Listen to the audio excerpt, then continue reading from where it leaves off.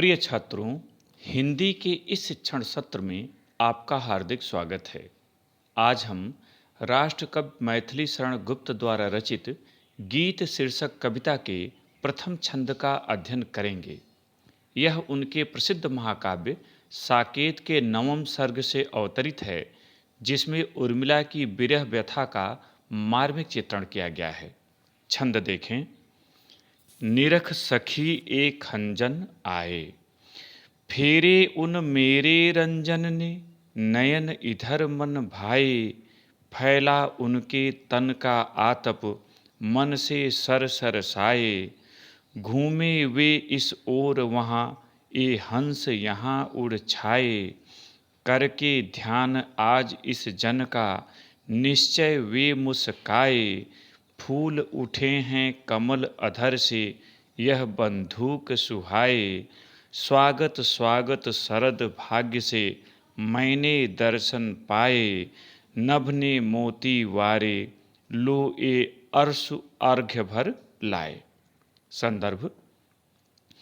प्रस्तुत सुललित सारगर्भित एवं मार्मिक काव्य पंक्तियाँ हमारी पाठ्य पुस्तक सामान्य हिंदी के काव्य खंड के अंतर्गत गीत शीर्षक कविता से अवतरित हैं। इसके रचयिता राष्ट्रकवि मैथिली शरण गुप्त जी हैं। प्रसंग। प्रस्तुत पंक्तियों में लक्ष्मण की पत्नी उर्मिला की विरह व्यथा का मार्मिक चित्रण किया गया है। वर्षा ऋतु के समापन के पश्चात शरद का आगमन हो गया है। वह शरद के माध्यम से अपने प्रियतम का दर्शन प्राप्त करती है और शरद का बार बार स्वागत करती है। कठिन शब्दों का अर्थ देखें। निरख देखना, खंजन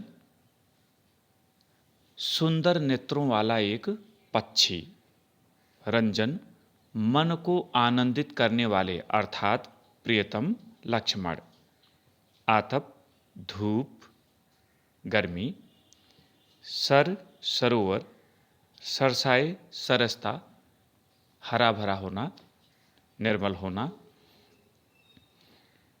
अधर होंठ, बंधूक लाल रंग का एक पुष्प, शरद 6 ऋतुओं में से एक, शरद हेमंत शिशिर वर्षा ग्रीष्म और बसंत ये 6 ऋतुएं होती हैं, उनमें से एक, अर्घ्य पूजा का जल।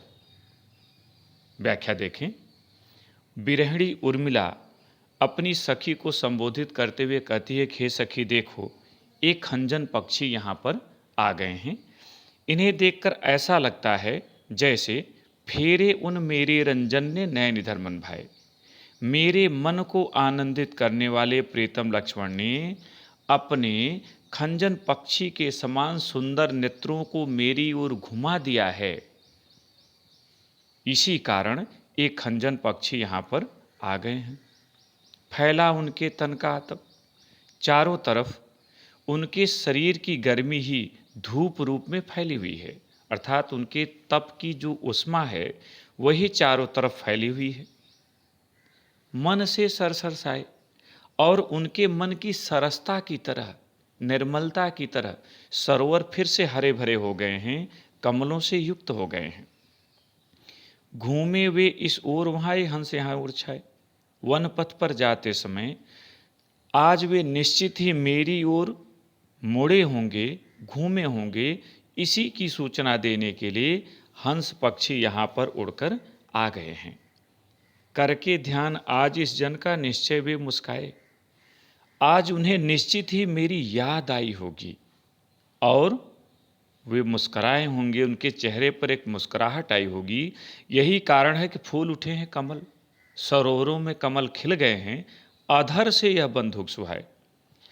और लाल रंग के बंधुक के पुष्प जो उनके होठों के समान सुंदर है, वे खिल गए हैं, खिल उठे हैं। स्वागत स्वागत शरद भाग्य से मैंने दर्शन पाए।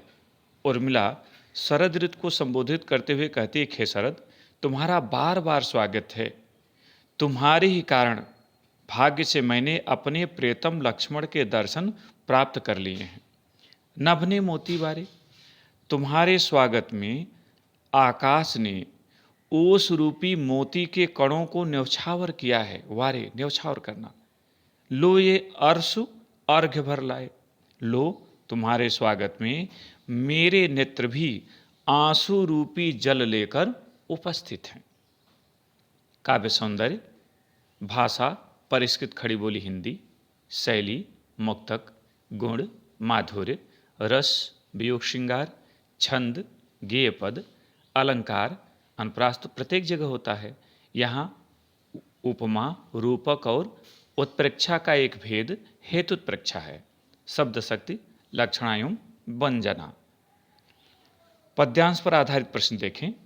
पहला प्रश्न है, उर्मिला को शरद के विविध रूपों में किसकी छवि दिखाई देती है?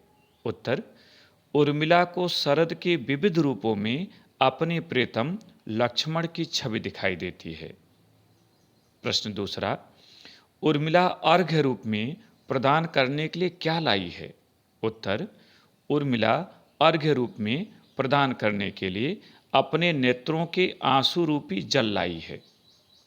तीसरा प्रश्न, इन पंक्तियों में उर्मिला किसका स्वागत कर रही है?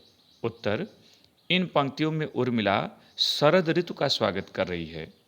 चौथा प्रश्न, रेखांकित अंश की व्याख्या कीजिए। और रेखांकित अंश है, फैला उनके तन का आतप मन से सर सर साए, घूमे वे इस ओर वहाँ ये हंस यहाँ उड़ छाए। इसकी व्याख्या आप इस रूप में लिखें। वियोगिनी उर्मिला अपने सखी से कहती है कि हे सखी, चारों ओर धूप के रूप में मेरे प्रियतम के शरीर की गर्मी फैली हुई है। अर्थात उनकी तपस्या के कारण उत्पन्न उष्मा ही धूप के रूप में सर्वत्र व्याप्त है। उनके मन की सरसता के कारण सरोवर कमल के फूलों से खिल उठे हैं। अर्थात कमलों से भरे सरोवर को देखकर मेरा मन ऐसे प्रसन्न हो उठा है मानो मुझे प्रियतम की समीपता प्राप्त हो गई है। वन में भ्रमण करते समय वे मेरी ओर घूमे होंगे, इसी का स्मरण कराने के लिए ये हंस यहाँ उड़कर आ गए हैं। पांचवा और अंतिम प्रश्न, उपर्युक्त पद्यांश के पाठ का शीर्षक तथा कवि का नाम लिखिए। उत्तर, उपर्युक्त पद्यांश के पाठ का शीर्षक गीत है तथा कवि का नाम राष्ट्रकवि मैथिली शरण गुप्त है। प्रिय छात्रों, इन प्रश्नों का अभ्यास करें। मुझे उम्मीद है कि आपने पाठ को अच्छी तरह से समझ लिया होगा। बहुत बहुत धन्यवाद।